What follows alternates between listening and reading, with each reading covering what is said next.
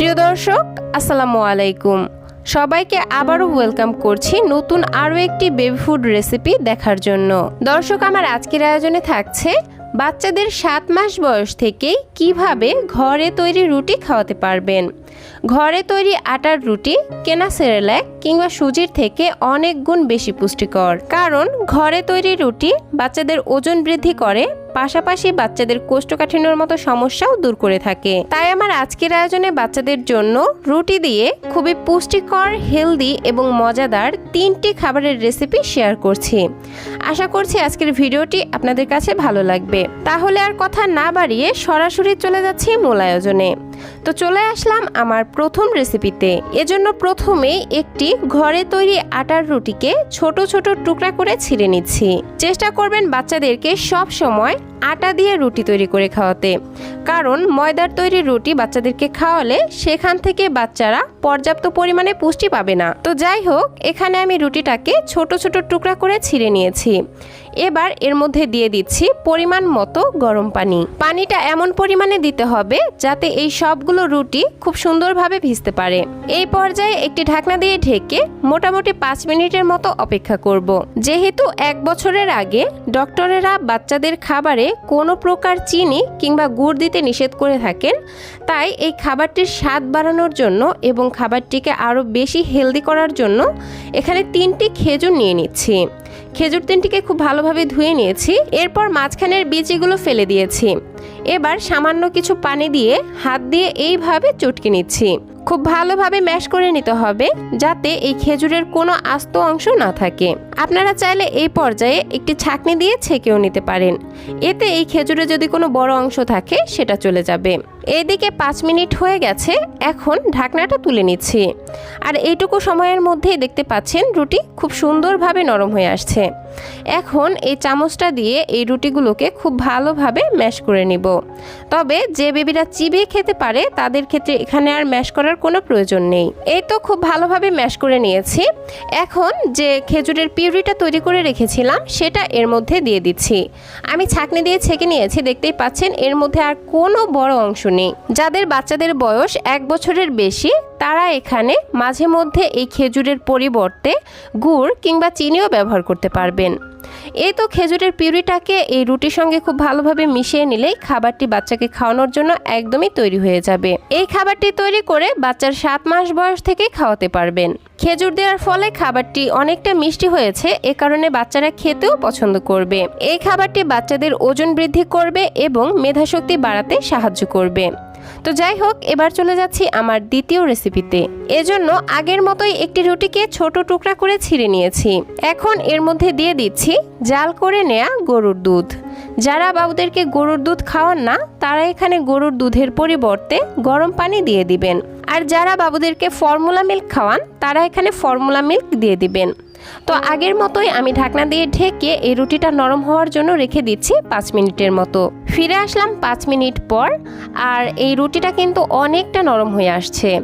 এখন আগের মতোই আমি রুটিটাকে খুব ভালোভাবে ম্যাশ করে নিব।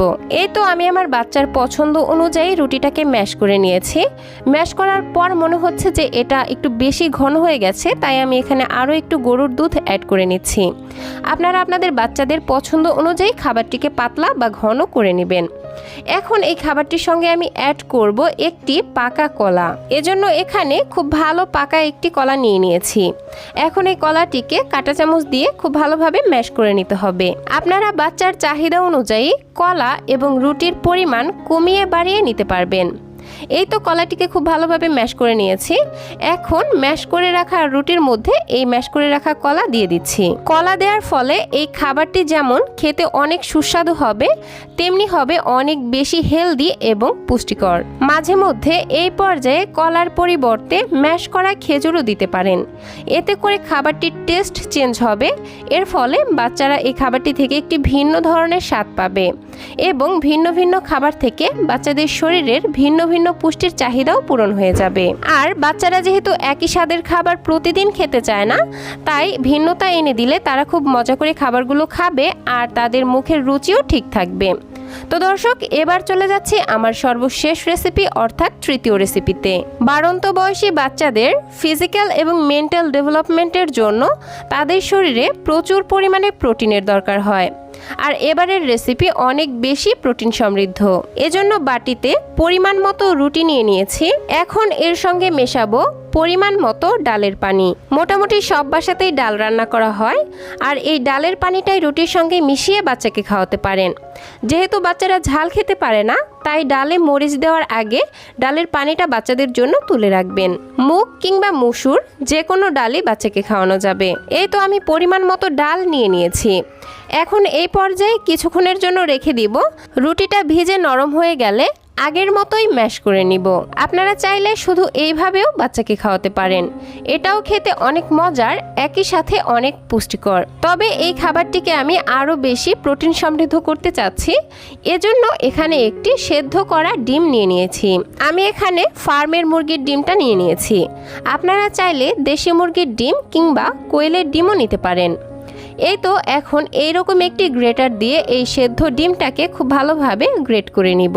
যারা 7 মাস থেকে এই খাবারটি বাবুদেরকে খাওয়াবেন, তারা এখানে সম্পূর্ণ ডিমের পরিবর্তে শুধুমাত্র ডিমের কুসুমটাই নিয়ে নেবেন। বাচ্চা যখন ডিমের কুসুম খেয়ে হজম করতে পারবে, দেন 1 বছরের পর থেকে এইভাবে সম্পূর্ণ ডিমটাই নিতে পারবেন। এই তো এখন ডিমটাকে এই রুটির সঙ্গে খুব ভালোভাবে মিশিয়ে নিচ্ছি। এই পর্যায়ে যে যেমন ঘন বা পাতলা রেখে বাচ্চাকে খাওয়ান, খাবারটিকে ঠিক সেরকম কনসিস্টেন্সিতে রেখে দিবেন। আমি ঠিক এইরকম ঘনত্বেই রাখছি। বাচ্চাকে যদি প্রথম থেকেই ঘরে তৈরি সুষম খাবারে অভ্যস্ত করা যায়, তাহলে পরবর্তীতে আর বাবা মায়েদের বাচ্চার খাবার নিয়ে কোনো ধরনের সমস্যায় পড়তে হয় না। তো দর্শক, এই ছিল আমার আজকের আয়োজন। আশা করছি আমার আজকের ভিডিওর মাধ্যমে আপনারা সামান্যতম হলেও উপকৃত হয়েছেন। ভিডিওটি ভালো লাগলে প্লিজ একটি লাইক দিবেন এবং আপনাদের ফ্রেন্ডস অ্যান্ড ফ্যামিলির সঙ্গে শেয়ার করবেন। আমার আজকের রেসিপিগুলো আপনাদের কাছে কেমন লাগলো সেটাও ছোট্ট একটি কমেন্টের মাধ্যমে জানাতে পারেন। আর বাচ্চাদের জন্য এরকম আরও নিত্য নতুন সহজ এবং পুষ্টিকর খাবারের রেসিপি পেতে প্লিজ আমার চ্যানেলটিকে সাবস্ক্রাইব করে পাশের ঘন্টাটি বাজিয়ে অলে সেট করে রাখবেন পরবর্তী ভিডিওর নোটিফিকেশন সবার আগে পাওয়ার জন্য। আজকের মতো বিদায় নিচ্ছি। সবাই ভালো থাকবেন, সুস্থ থাকবেন। আল্লাহ হাফেজ। আসসালামু আলাইকুম।